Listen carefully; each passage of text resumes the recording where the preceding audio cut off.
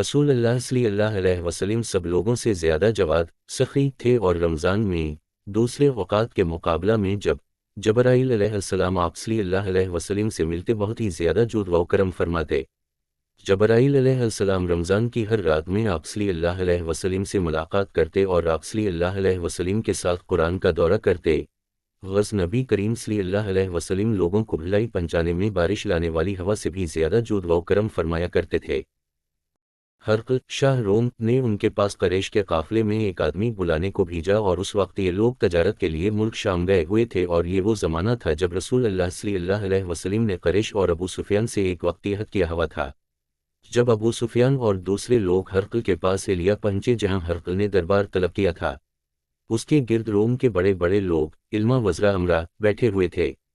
ہرقل نے ان کو اور اپنے ترجمان کو بلوایا، پھر ان سے پوچھا کہ تم میں سے کون شخص مدی رسالت کا زیادہ قریبی عزیز ہے؟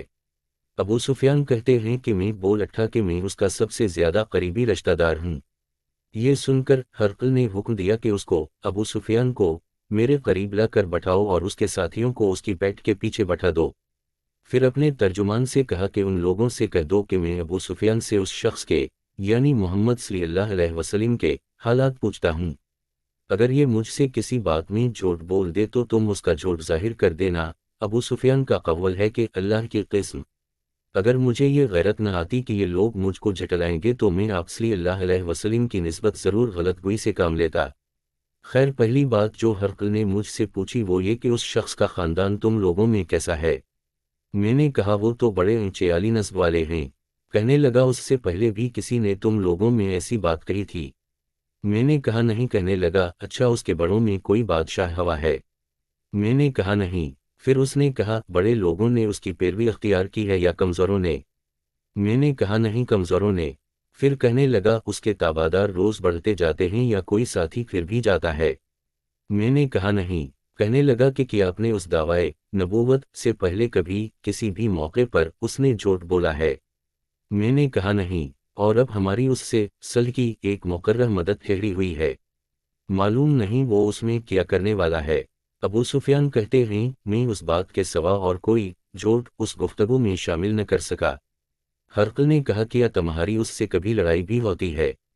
ہم نے کہا کہ ہاں۔ بولا پھر تمہاری اور اس کی جنگ کا کیا حال ہوتا ہے؟ میں نے کہا لڑائی ڈول کی طرح ہے، کبھی وہ ہم سے میدان جنگ جیت لیتے ہیں اور کبھی ہم ان سے جیت لیتے ہیں۔ ہرقل نے پوچھا وہ تمہیں کس بات کا حکم دیتا ہے؟ میں نے کہا وہ کہتا ہے کہ صرف ایک اللہ ہی کی عبادت کرو، اس کا کسی کو شریک نہ بناؤ، اور اپنے باپ دادا کی شرک کی باتیں چھوڑ دو، اور ہمیں نماز پڑھنے، سچ بولنے، پرہیزگاری اور صلہ رحمی کا حکم دیتا ہے۔ یہ سب سن کر پھر ہرقل نے اپنے ترجمان سے کہا کہ ابو سفیان سے کہہ دے کہ میں نے تم سے اس کا نسب پوچھا تو تم نے کہا کہ وہ ہم میں علی نسب ہے، اور پیغمبر اپنی قوم میں علی نسب ہی بھیجے جایا کرتے ہیں۔ میں نے تم سے پوچھا کہ دعویٰ نبوت کی یہ بات تمہارے اندر اس سے پہلے کسی اور نے بھی کہی تھی، تو تم نے جواب دیا کہ نہیں۔ تب میں نے اپنے دل میں کہا کہ اگر یہ بات اس سے پہلے کسی نے کہی ہوتی تو میں سمجھتا کہ اس شخص نے بھی اسی بات کی تقلید کی ہے جو پہلے کہی جا چکی ہے۔ میں نے تم سے پوچھا کہ اس کے بڑوں میں کوئی بادشاہ بھی گزرا ہے، تم نے کہا کہ نہیں۔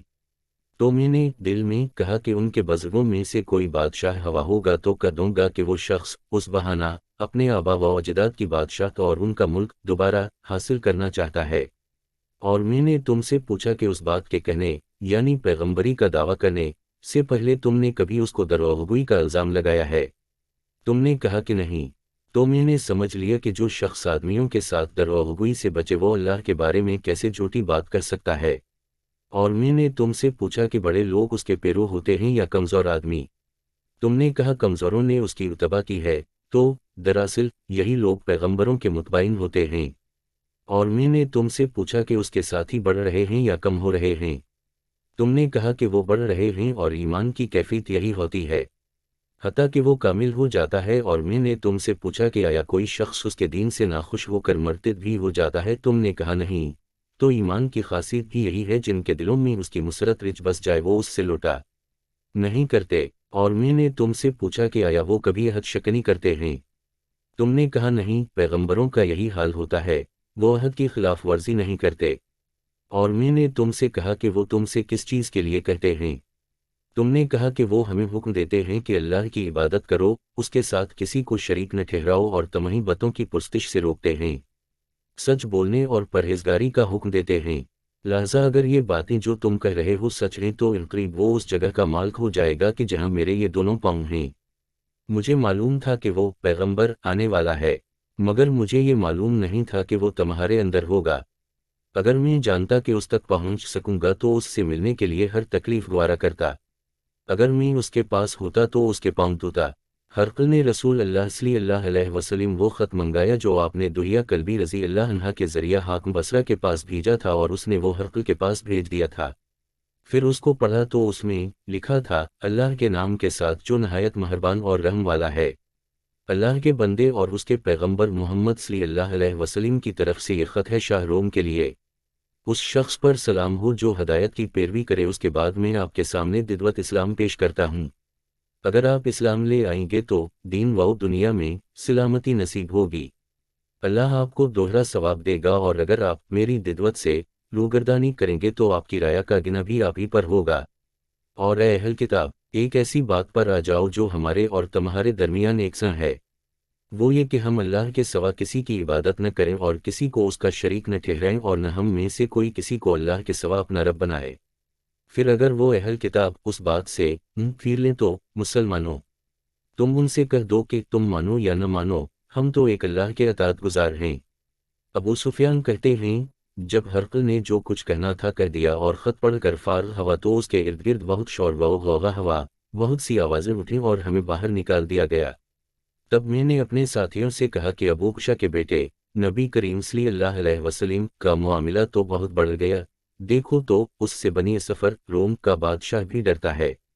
مجھے اس وقت سے اس بات کا یقین ہو گیا کہ نبی کریم صلی اللہ علیہ وسلم انقریب غالب ہو کر رہیں گے، حتیٰ کہ اللہ نے مجھے مسلمان کر دیا۔